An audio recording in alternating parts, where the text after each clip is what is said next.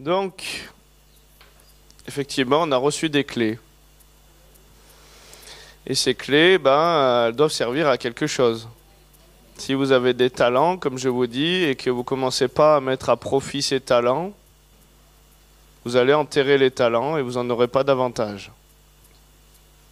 Vous voulez grandir dans l'onction, dans l'autorité en Christ, la Bible elle dit qu'il donne de la semence au... C'est pas vrai que pour le fric, hein. Il y a des gens qui se disent plus tu donnes, plus tu seras béni, plus tu sèmes, machin. C'est vrai dans le plan de l'âme, c'est vrai dans le domaine spirituel. Plus tu arroses dans le domaine prophétique, plus Dieu va t'équiper. Plus tu commences à exercer le discernement que tu as et tu le libères, et plus Dieu va t'en donner. Moi maintenant je peux parler pendant 1h30, 2 heures sur la vie des personnes. J'ai tout un déroulé qui me vient, mais au début j'avais 1 ou 2 paroles. Mais parce que j'ai commencé à aller là-dedans, à chercher, le monde spirituel, je le voyais. Des fois, c'était vague. Maintenant, c'est de plus en plus précis, de plus en plus intense. Ça se colle à cette réalité-là. Mais parce que j'ai commencé à semer dans ces dimensions-là. Comprenez? Et donc, si vous voulez grandir dans la foi, si vous voulez croître, il va falloir l'Esprit du Seigneur, comme je disais, il est sur nous pour une raison. Parce qu'il nous a oints pour annoncer une bonne nouvelle. Tu n'annonces pas la bonne nouvelle, l'onction ne va pas grandir puisqu'elle a été donnée pour ces choses-là. Tu ne guéris pas les malades, tu ne vas pas vivre l'onction dans la guérison parce que tu ne le fais pas. Tu ne délivres pas, tu n'amènes pas la liberté pour les captivités et toutes ces choses-là. Et l'onction, elle grandit quand elle est pour ceux pourquoi elle a été donnée. Quand on ne loupe pas le but avec l'onction qui nous a été donnée, elle va grandir. Et on en est à des mesures et des statures différentes dans la foi, mais ça ne veut pas dire que parce qu'on en est à des mesures et des statures différentes que tu dois rester là toute ta vie. Philippe et Étienne, ils étaient chargés au tas pour décharger les apôtres pour la prédication, parce qu'ils étaient une stature de foi moindre à ce moment-là. Ils en étaient là dans leur marche avec Dieu, mais ils ont été fidèles dans les choses qu'ils étaient. Ils ont commencé à donner ce qu'ils avaient pour porter l'œuvre de Dieu. Ils ont été arrosés aussi. Ils donnent de la semence aux semeurs. Ils sont devenus de puissants évangélistes, avec les signes, les miracles et les prodiges. Amen. Donc, le péché, ça veut dire louper le but. Vous êtes d'accord avec moi?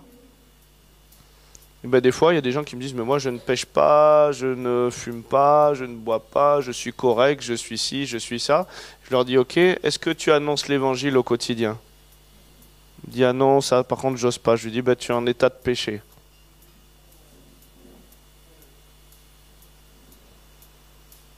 Pourquoi? Parce que l'évangile, c'est qu'on soit des témoins. On n'est pas tous appelés à être des théologiens, à équiper les saints en étant des enseignants, mais on est tous appelés à témoigner de l'amour de Christ et à gagner du terrain pour Christ. Amen. On est tous appelés à guérir et chasser tous ceux qui auront cru. On est tous appelés à ces choses-là. Pas que des ministères ouin-ouin. Donc on est tous appelés à évangéliser. Vous savez, quand il dit à Pierre, qui représente l'église, tu es Pierre et sur cette pierre je bâtirai mon église. À Pierre il lui dit tu seras pêcheur d'hommes. Donc il le dit à Pierre mais il le dit à l'église. Il nous dit jetez vos filets, il nous dit allez-y, gagnez du terrain. Les ministères sont là pour te donner un équipement pour que tu puisses gagner du terrain. Ils sont là pour affermir ton armure, l'épaissir, te renforcer dans le potentiel, l'héritage que tu as et pour t'envoyer. On n'est pas appelé à être le sel de la salière, mais le sel de la terre. La lumière du monde. Vous êtes d'accord avec ça? Acte 13, 47, car ainsi nous l'a donné le Seigneur, je t'ai établi pour être la lumière des nations, pour porter le salut jusqu'aux extrémités de la terre.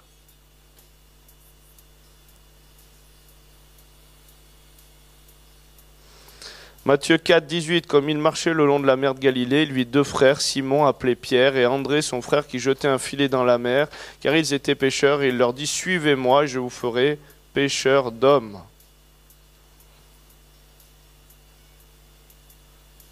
Matthieu 5, 14, vous êtes la lumière du monde. Une ville située sur une montagne ne peut être cachée. Et on n'allume pas une lampe pour la mettre sous le boisseau, mais on la met sur le chandelier, elle éclaire tous ceux qui sont dans la maison. Donc le Seigneur, il nous appelle à être la lumière du monde, à faire la différence. Il y a beaucoup de chrétiens qui se plaignent, oh le monde ça va pas, la franc-maçonnerie gagne du terrain, les JO, nanani, nanana, nanana, nanana. Qu'est-ce que tu fais alors pour être la lumière du monde? Qu'est-ce que tu fais pour gagner du terrain dans le quartier où Dieu t'a implanté? Est-ce que tu es l'évangéliste de ton voisin? Est-ce que tu es le pasteur de ta famille? Est-ce que tu es le prophète pour ton boulanger ou pour ci ou pour ça? Dieu, il t'a appelé à rentrer dans les dons. Vous êtes d'accord? Un prophète, il est là pour t'entraîner à prophétiser. Paul, il a dit que je souhaite que tout le monde prophétise. Un apôtre, il est là pour te communiquer la vision qu'il y a une implantation, une conquête du terrain à opérer. Un pasteur, il est là pour t'amener à comprendre que tu dois être le gardien de ton frère, le berger de ton frère. C'est ça le mot pasteur.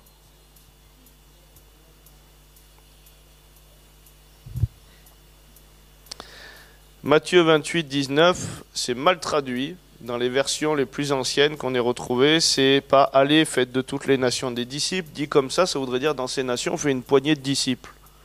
Non, c'est les nations doivent être disciples de Christ. Donc il y a du boulot. Hébreu, Jésus, il s'est assis pour toujours à la droite de Dieu. Attendant désormais, quoi? Qu'est-ce qu'il attend pour revenir? Que l'ennemi ait été fait le marchepied de ses pieds. Donc il revient. Je suis désolé, l'ennemi n'est pas fait le marchepied de ses pieds. Christ est la tête et nous sommes son corps, l'épouse de Christ. C'est la symbolique de Ève, où il dit « Tu écraseras la tête du serpent, l'épouse, nous ». Et le serpent va persécuter ta marche, il te mordra le talon. Ceux qui veulent vivre pieusement en Christ seront persécutés. Mais lui il se repose, il a dit « Allez, à vous. Ce que j'ai fait, vous le ferez aussi ». Et vous savez, on peut hâter le retour du Seigneur. Donc ça veut dire qu'on a notre part dans la conquête. Bon, c'est d'autres sujets. Romains 1, 16, je n'ai point honte de l'évangile. C'est une puissance de Dieu pour le salut de quiconque croit. On parlait de la conquête des musulmans. Les musulmans, ils n'ont pas honte. Ils affichent leur tchador, leur truc, tout ça, un peu de partout. Ils sont capables de prier en pleine rue, d'arrêter un chantier où ils sont là pour dire non, nous ne bosserons pas là. Là, c'est le temps de prière. Et nous? Vous savez, pour les JO, les chrétiens ont dit « Oh là là, ils ont fait une parodie de la scène en ouverture, ils ont mis un cavalier qui représente le cavalier de l'Apocalypse, ils se moquent, ils ont mis le veau d'or, ils ont mis ci, ils ont mis ça. » Les chrétiens, oh là là, c'est pas très bien. Les musulmans, qui ont Issa comme prophète, ont trouvé que c'était blasphématoire, ils ont boycotté et ils ont empêché que... ils ont coupé l'événement au moment où ces choses blasphématoires étaient présentées.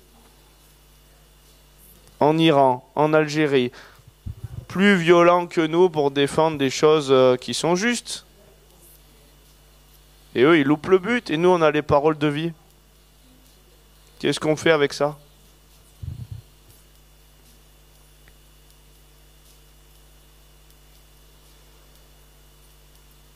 « 2 Timothée 4, 2 prêche la parole, insiste, en toute occasion, favorable ou non, reprend, censure, exhorte avec toute douceur et en instruisant. »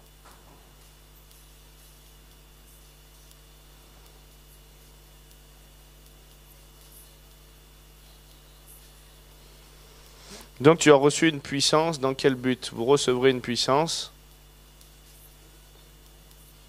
et vous serez mes témoins. Marc 16, 15, puis il leur dit, allez partout dans le monde, prêcher la bonne nouvelle à toute la création.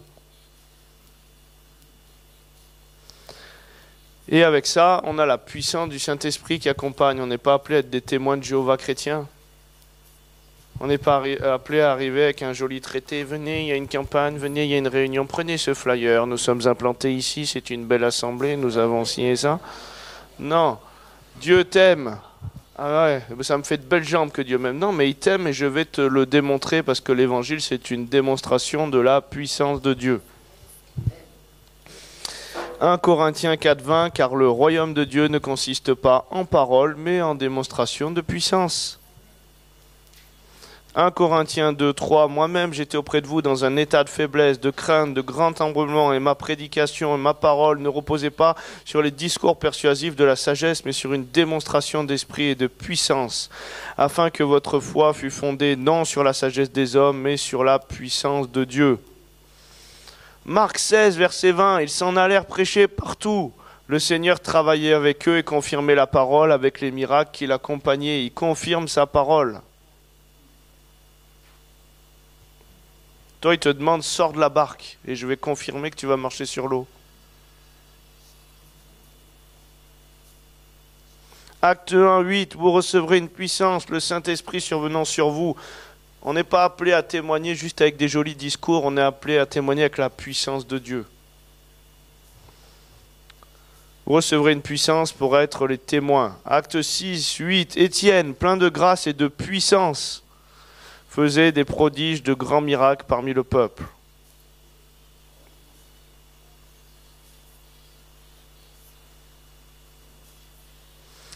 Acte 8, 4. Ceux qui avaient été dispersés allaient de lieu en lieu annonçant la bonne nouvelle de la parole. Philippe, étant descendu dans la ville de Samarie, prêcha le Christ. Les foules tout entières étaient attentives à ce que disait Philippe lorsqu'elles apprirent et virent les miracles qu'il faisait. Il y a quelque chose où tu te poses, où tu dis, bon, il a peut-être compris quelque chose, ce gars-là. Si cet homme est pécheur, je ne sais pas, mais je sais que j'étais aveugle et maintenant je vois. On est appelé des démonstrateurs et pas des expliquants. Des démonstrateurs, on doit être des témoins. Ça va ? Donc si on n'évangélise pas, si on ne se met pas en marche pour dire Seigneur, quel est le trésor que tu veux me donner aujourd'hui? Quelle est la personne à qui tu veux que je témoigne aujourd'hui? Qu'est-ce que tu veux faire aujourd'hui à travers moi? Je suis dans un supermarché, utilise-moi. Je suis à la boulangerie, tu as une parole sur quelqu'un. Je suis dans la rue, où est-ce que tu veux que j'aille? Qu'est-ce que tu veux que je fasse? Et quand tu commences tes journées à lui dire Seigneur, envoie-moi, utilise-moi aujourd'hui, tu vas voir qu'il va toujours t'amener un fil conducteur pour. Et au coiffeur, moi, je vis ma vie simplement, je veux dire, je ne suis pas un extraterrestre, mais je dis aujourd'hui, voilà, Seigneur, j'ai ma journée, tu fais ce que tu veux, si tu veux casser mon programme, moi aujourd'hui, je vais me faire couper les cheveux. En allant me faire couper les cheveux, je peux témoigner au coiffeur, je lui prophétise sur sa vie, le gars qui se fait coiffer à côté, qui est prisonnier sur son siège et qui ne peut pas se barrer, il entend la parole de l'évangile, le musulman qui est en train de lui coiffer les cheveux, il tombe en pleurs, on a vu des trucs de fou. On n'a pas besoin d'attendre une grande campagne à un endroit pour amener la vie.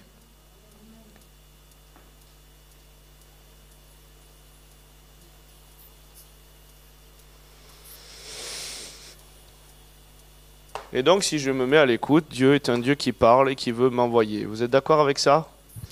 Donc, la finalité de tout ce séminaire, ces réunions, c'est qu'est-ce que je peux faire pour pouvoir porter l'œuvre de Dieu?